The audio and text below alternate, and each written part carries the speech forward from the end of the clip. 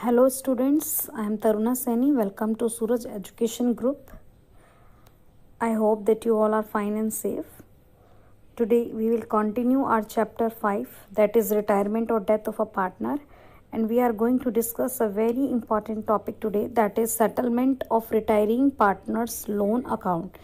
यानी कि आज की वीडियोस में हम सीखेंगे कि जब पार्टनर रिटायर हो जाता है तो इमीडिएटली कई बार हम उसको पेमेंट नहीं करते हैं तो उसका अमाउंट लोन अकाउंट में ट्रांसफ़र हो जाता है।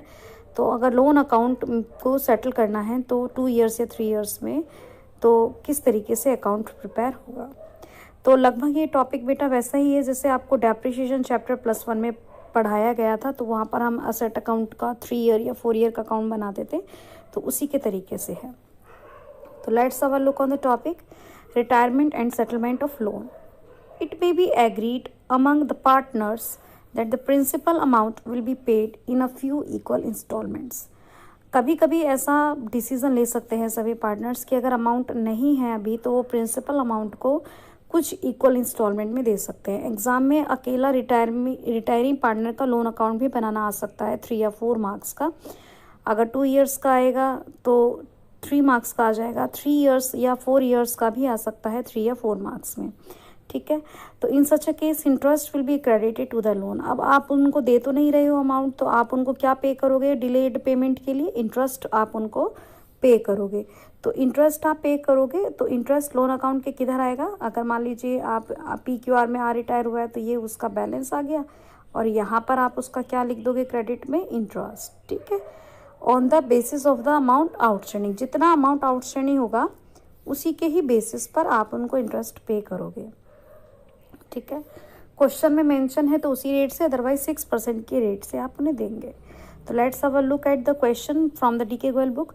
Illustration 42 on March 31st 2003 the balance sheet of Pawan, Katir and Ram who were sharing profits in proportion to their capitals stood as follows.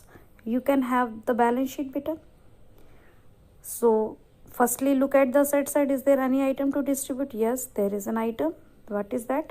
Profit and loss account. So it will be debited to the old partners in their old ratio. Also have a look on the credit side. Yes, we have general reserve. Remember that employees provident fund is your liability, is not a reserve. Okay, तो general reserve आप credit कर देंगे old ratio में और P&L debit कर देंगे partners capital account में। अब आगे देखिए Katir retires. Okay, Katir retires. अब that out of the amount of insurance, इन्होंने कुछ पॉइंट्स बताए कि out of the amount of insurance में से P&L में पूरा डेबिट लिख दिया था, but 1 to 9 forward be carried as unexpired. और अनएक्सपायर्ड का मतलब क्या होता है? Prepaid insurance. अब आप बताएं प्रीपेड इंश्योरेंस क्या होता है? प्रीपेड इंश्योरेंस क्या होती है? आपकी असेट, और इंक्रीज इन असेट रिवैल्यूएशन के कहाँ लिखते हैं हम?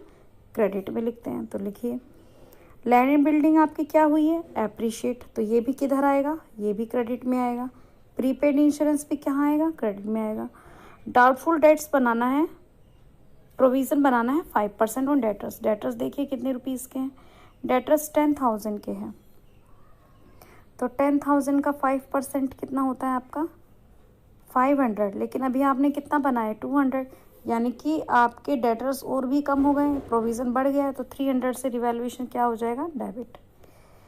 मशीनरी डेप्रीशिएट हो रही है, तो ये भी किधर आएगा? रिवैल्यूएशन के डेबिट। आउटस्टैंडिंग बिल का प्रोविज़न बनाना है, ये भी आपका नुकसान है, तो ये भी कहाँ आएगा? डेबिट। तो आप जब रिवैल्यूएशन बनाएंगे तो क्या क्या लिख देंगे? प्रीपेड इंश्योरेंस और लैंड बिल्डिंग तो आप क्रेडिट साइड में लिख देंगे रिवैल्यूएशन के। प्रोविज़न मशीनरी और प्रोविज़न फॉर आउटस्टैंडिंग बिल आप कहाँ लिख देंगे? डेबिट साइड में। दोनों साइड का टोटल करेंगे, इसका भी टोटल करेंगे, इसका भी करेंगे, और माइनस करके 4,000 आपका प्रॉफिट आ जाएगा। और प्रॉफिट किस रेशो में शेयर कर देंगे? पवन, कातिर और राम ओल्ड रेशो में। ओल्ड रेशो चेक करते हैं कितना दिया हुआ है। ओल्ड रेशो है आपका in the proportion of their Capitals, capital के रेशो में। ठीक है, तो अब आप कैपिटल का रेशो देखो कितना है, ये रहा 30, 30, 15। तो कितना बन गया बेटा? 15, 2 और 2, तो इस तरीके से 2:1 में इसे डिस्ट्रीब्यूट कर देंगे। रिवैल्यूएशन प्रिपेयर हो चुका है। अब पार्टनर्स कैपिटल, तो पार्टनर्स कैपिटल में आप गुडविल का भी ट्रीटमेंट करेंगे। गुडविल का शेयर जैसे 18,000 दे रखा है, अभी हमने देखा 2:1 आया था, तो 2/5 यहाँ से गुडविल का शेयर निकाल लेंगे आप। गुडविल का शेयर निकालने के बाद क्या एंट्री बनाते हैं, रिमेनिंग पार्टनर टू रिटायरिंग करके आप एंट्री बनाएंगे और अकाउंट में पोस्ट करेंगे। तो अकाउंट देखो कैसे बना रखा है। सबसे पहले बैलेंस उतारा तीनों पार्टनर के, फिर जनरल रिजर्व को ओल्ड रेशियो में बांटा, प्रॉफिट को ओल्ड रेशियो में बांटा, रिवैल्यूएशन का प्रॉफिट बांटा, और पवन और राम से गुडविल लेकर इसको दे दिया कातिर को, और इन दोनों के अकाउंट क्या होगा, डेबिट। सारा टोटलिंग करके बैलेंस निकाला। अब आगे देखिए इन्होंने क्या बात भूली है। Entire capital of the firm is 60,000, सारी कैपिटल 60,000 होनी चाहिए, और प्रपोर्शन भी दिया है 3/4 और 1/4। तो अगर हम 60,000 को 3:1 में डिस्ट्रीब्यूट करें तो पवन की आती है 45 और राम की आती है 15। ठीक है, 45 और 15। ये कह रहे हैं कि एक्चुअल कैश लाना भी पड़ सकता है और पे भी कर सकते हैं।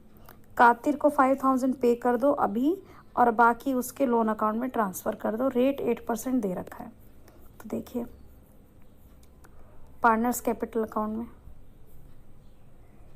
यहाँ पे इनके बैलेंसेस आ गए हैं। उसके बाद में इन्होंने कहा है कि इनकी कैपिटल कितनी होनी चाहिए, 45 और 15। ये हमारी पहले आ रही थी। कातिर को 5,000 पे करना है, जो बचा हुआ वो लोन में आ गया। ये यहाँ की टोटलिंग कर ली। अब यहाँ पे नेसेसरी कैश का जो बैलेंसिंग फिगर है, ये आप बैलेंसिंग फिगर से कैलकुलेट कर लेंगे। ठीक है, दोनों साइड का टोटल यहाँ 45 आ रहा है, यहाँ 45। तो ये बैलेंसिंग फिगर आपकी कितनी हो गई, 18,200, और यहाँ पे कितनी आ गई, 1,600। अब आप क्या करेंगे, कैश एट बैंक निकालते समय जितना कैश पहले था, प्लस में दोनों पार्टनर जो लेकर आए हैं वो, प्लस में माइनस में जितना आपने कातिर को 5,000 दिया है, वो सारा आप क्या कर देंगे, यहाँ से माइनस कर देंगे। इस तरीके से कैश का बैलेंस निकालेंगे। उसके बाद में जो भी आपके एसेट लायबिलिटीज़ में चेंज हुए हैं, लाइक डेटर्स के ऊपर आपने प्रोविज़न बनाया, अनएक्सपायर्ड इंश्योरेंस आया, लैंड बिल्डिंग एप्रिशिएट हुई, आउटस्टैंडिंग बिल आया, कातिर का लोन नया क्रिएट हो गया, इनकी कैपिटल जो बताई थी वो। ठीक है, न्यू रेशियो आपका है ही, और यहाँ कातिर का लोन अकाउंट आप देखिए किस तरीके से सेटल करेंगे। 5,000 तो पे कर ही दिया था, तो लोन अकाउंट के क्रेडिट में ये आ गया। अब उन्होंने 8% का इंटरेस्ट बोला था, तो 2003 अप्रैल 1 के बाद मार्च 31 2004 को 1 ईयर का आप इंटरेस्ट निकाल लेंगे।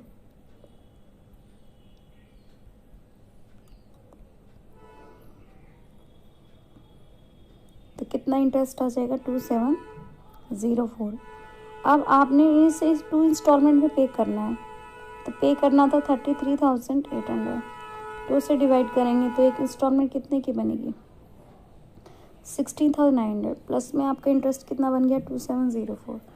तो आपको क्या करना है, जो भी आपका ये इंस्टॉलमेंट प्लस इंटरेस्ट अमाउंट, या आप उसे क्या कर देंगे, पे कर देंगे। तो कितना बैलेंस उसकी तरफ रह जाएगा आपका, 16,900। अब नेक्स्ट ईयर क्या आ जाएगा आपका, बिल्कुल डेप्रिसिएशन की तरह ब्रॉट डाउन कर लेंगे 16,900, फिर आप इंटरेस्ट निकालेंगे। इंटरेस्ट निकाल कर आपका ये आ जाएगा। अब आप दोनों अमाउंट पे कर दोगे, क्योंकि उन्होंने बोला था कातिर के अकाउंट को 2 सालों में ही 2 इंस्टॉलमेंट में ही पे करना है। ये देखिए 2 इक्वल इंस्टॉलमेंट। ठीक है, तो आपको ये सब करने की कोशिश करनी है। इसके जैसा एक अनसॉल्व